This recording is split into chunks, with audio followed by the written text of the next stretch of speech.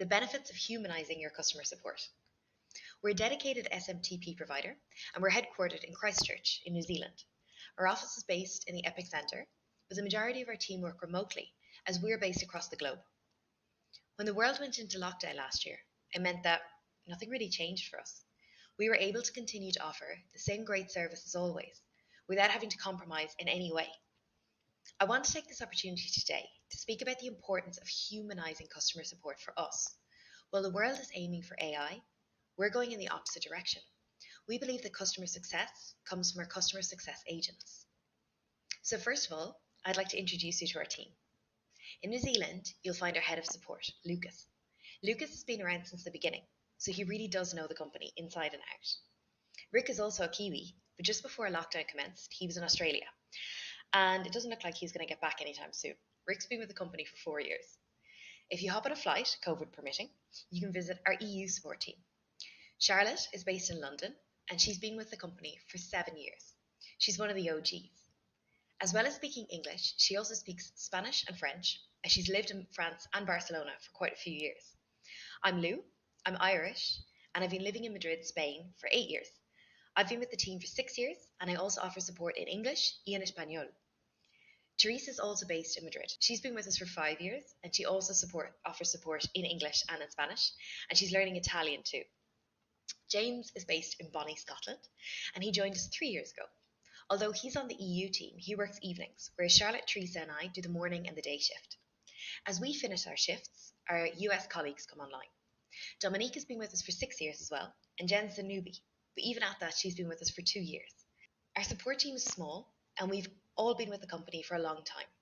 Since the company was established, only 3 support staff have left, and it was all for a different career. This stability, consistency, and the low turnover means that whenever someone gets in touch, they know exactly who they'll be speaking to. This means not having to explain the same situation to various support staff multiple times. We offer support around the clock, and by hiring people in different time zones, it means that no one is working through the night. So grumpiness is less of an issue most of the time. In terms of internal communication, we like to keep things simple. We primarily use Skype for day-to-day stuff. We've got different channels, so a general one for chat, then separate ones for each local team, a separate one for important notifications, and another one specific to our review team. For more company-wide topics, we use Slack. Again, we have divided into separate channels for different topics. If we need to ask our developers a question, we have a direct way of contacting them, and we don't need to escalate tickets before they reach them. We use Asana for delegating tasks and for supporting features or highlighting issues. We have a dedicated channel to escalating customer suggestions to our developers, and they run through them while designing every update. A lot of our features have been influenced by the client's requests, and we're constantly adapting to their needs. So what makes our support team different? Every response that we give is tailored to the individual customer. We never use canned responses or automatic replies. They're frustrating, and they waste our time as well as the customers. When a client or a potential client gets in touch, we want to reply to them as soon as possible in order to keep them engaged with us. If a potential client has to wait 2 days for a response, they're just going to look somewhere else. If a customer needs to go 2 days or 2 weeks without getting a resolution to their issue when sending emails, they'll also go somewhere else. So let's take a look at our response times from 2020. For a lot of companies, COVID was an excuse for poor customer service. We dealt with a lot of frustrated customers who came to us expecting the same, and they were pleasantly surprised when they got to speak to a real person in a short amount of time. We use intercom for sales chats and any queries that someone might have on our website without needing to log into their account. Our median first response time was 34 seconds, and the median time to close was 18 minutes and 34 seconds. The median response time in general is 31 seconds. We then use Zendesk for emails, tickets, and logged-in support chats. Our first reply time median was 7 minutes, and 35% of our tickets had a one-touch resolution. 18% were resolved in 2 touches, 16% in 3 to 5 touches, and only 5% required more than 5 responses. Okay, so now let's speak about phone bots. Who do they really help? Let's forget about the customer service side of things for a minute. How often have you yourself been stuck on hold repeating your name over and over again pleading with a robot to understand you? Or how often have you waited patiently as the automated recording reads out, please press 29 if you can't remember why you called anymore? So, speaking from a personal standpoint, my surname is Fihany. Fihany. Think about that for a second. It's probably not spelled the way you expect it to be. It's Feaheny. That's difficult enough for an English speaker. My first name is Louise. I live in Spain, where Louise is a man's name. I've never once had a positive outcome with a phone bot here. No, Louise Feaheny. Feaheny. Imagine how frustrating it must be for someone, even speaking the same language with a strong accent. We're completely isolating customers who may have a different mother tongue. If anyone has seen the video Voice Recognition Lift from Burniston on YouTube, you'll know exactly what I mean. If you don't remember it, all I'm going to say is 11. If you haven't seen it, you have to look it up. It's a short clip that shows two Scottish guys in an elevator, which has just been updated to have voice activation. Unfortunately, it hasn't been programmed to understand the Scottish accent very well. They want to get to the 11th floor and try repeating 11 over and over again in different tones and pitches, and then they try putting on different accents, and all the while they're just getting more and more and more annoyed. Voice recognition technology in a lift in Scotland. You ever tried voice recognition technology? No. They don't do Scottish accents. So even languages and accents aside, the other day I had a really simple question from my internet provider. They used to have a fantastic phone service. Either you could call them or you could go onto their website, just leave your phone number, and they'd call you within a few minutes. So I decided to call them. Unfortunately, it now seems to be impossible to speak to a real life human being. By the time they had gone through my billing history for the month, all of my account details and all the options to choose from, I'd been on the phone for 5 minutes, and none of the options were what I was looking for. I tried choosing random numbers and hitting the hash key and the star key and whatever else, just to see if I could get transferred to an agent. And eventually the call got disconnected. I tried ringing them back again, had to go through the whole system, and in the end I just hung up and I gave up. So it's been like a few days later, I still haven't got an answer to my question, but I just got so frustrated that I just gave up. Okay, so oysters are nice. I mean, if you like oysters. If not, whatever. But really, what we want is the pearl. When we're looking at email delivery, what is our ultimate goal? Getting your emails delivered is one thing. Yes, it's obviously important. And of course, we want reliable delivery. I mean, that's what we're here for. But what good is a one-way conversation if customers have a query? When we use no reply emails, we're shutting off that channel. In order to optimize sales, we need to make conversations easy.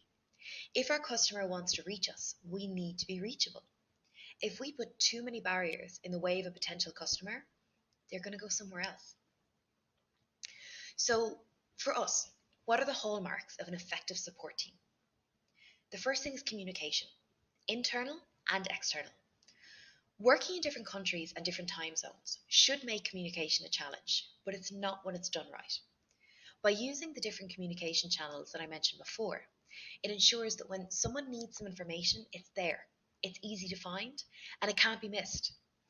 I want to talk to you about my own personal experience. A few years ago, I took maternity leave when my little girl was born. The day I returned, I logged into Skype, and there were so many messages to load, the program kept crashing. The thing is, it didn't matter. I knew that the thousands of chats were just that, chats. I knew where to look for the important stuff, and in about half an hour, I was back up to speed, despite having been gone during some big updates and changes. So our support staff, we're not all from tech backgrounds. We believe that the ability to research and to learn on the job is much more important than the knowledge that we started with.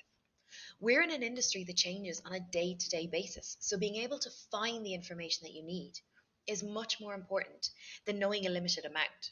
It's like, which is more beneficial?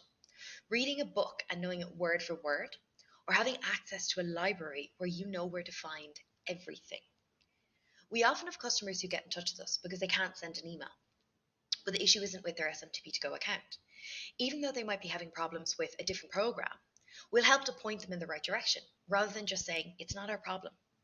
If we can Google it and we can find a solution for them, it means that they go away happy and we feel like we've done our job right. We're extremely strict on spelling, grammar, and punctuation too. Attention to detail in our job is crucial, as one typo in code can throw the whole thing out the window. We're experts in scanning through a blurry photo of someone's computer screen, taken on an old camera phone, in order to find a mistake. We also need to take into consideration that not every client works in tech. We have clients who know the industry as well as we do, and we've got 90-year-olds who just want to be able to send an email to their grandchildren. No matter who we're speaking to, we need to be able to adapt our language to their level of comprehension. This is crucial. Not everyone understands CNAME and DNS records, or what DKIM and SPF stand for. We need to be able to break all of these details down in a way that is comprehensible to the client without being condescending. The next thing I want to look at is the importance of the tools that we use. In terms of communications with our clients, we prefer multi-channel support. Some people prefer chat, other people prefer email, and some prefer a good old-fashioned phone call. All of our staff cover multiple channels. So if I'm speaking to someone on the phone who needs to send a screenshot, I can access it immediately without having to rely on a colleague to forward it to me. By using multiple channels like email, Zendesk, Intercom, and TalkDesk, it means that in the off chance that one of the platforms needs an update or something, our customers still have a way of reaching us, no matter what day or time it is, and no matter where they are in the world. Our support team offers pre-sign-up support, onboarding help, and also continued assistance and troubleshooting to already established clients. It means that there's continuity for clients, and they don't have to re-explain themselves multiple times over the same issue. It's rare that a query needs to be escalated, but when it is, we contact the developers directly, and the same person gets back to the client. In some cases, if a ticket needs to be escalated to Lucas, our supervisor, we'll speak to Lucas directly about the issue to make sure that the client doesn't need to repeat themselves. Next, I want to talk about caring. Your support staff have to care about their job and their customers. If they don't, it shows. Empathy is crucial in this position, and we place more of an emphasis on this in our interview process than on previous experience. You can teach our business, but you can't teach empathy. You can follow guidelines, but if you don't care, your customer can see that. However, it's not just about caring for the customers. If you don't care for your team, they won't care about the customers. We've all stuck with SMTP2GO for so long because it's a great company to work for. Our voices feel heard, and we're given the support and opportunity to expand our job positions into other areas that might interest us. For example, that's why I'm talking to you today. I also recently started a YouTube channel for the company. Our other team members who are interested in webinars, in podcasts, in social media and blog writing have also gotten involved in these areas. By allowing us to work in other areas that we're interested in, it helps to kind of change things up so it's not the same work all day, every day. Talk to your employees, see what they're interested in, and give them an opportunity to get involved in something new. At SMTP2GO, we also feel valued. There's bonuses for longevity with the company, and each month we also get additional bonuses in the form of carrot points that can be converted into vouchers. We don't have a separate sales and support team, but if we follow through on an initial query that signs up for a paid plan, we then get commission on that contact. For every single plan that signs up, whether they went through a support agent or not, a percentage of the commission is also randomly allocated to a team member. So if there's a month with more sign-ups, then we all benefit from it. And if we're happy, the customer's happy. So let's take a look at online reviews, which are the new word of mouth in a global village. In the past, people would try before they buy. In a fast-paced digital world, it's not always possible. So we look to reviews to see if a product or a service is trustworthy. If you take a look at Capterra, G2, or Trustpilot, you'll see that the majority of the reviews for SMTP2GO reference our customer support. In the last few months, a lot of our clients have migrated from another competitor after they changed their way of handling things, and customers were often left without responses for weeks on end, or else they were given unsatisfactory replies. They got in touch with us expecting the same, and they were pleasantly surprised when they got immediate results. So, to sum up, we see the benefits daily of having a human-centered approach to support. While the world is going digital, sometimes you just need a little human contact. Thank you so much for listening, And if you have any doubts or questions, we're here to help.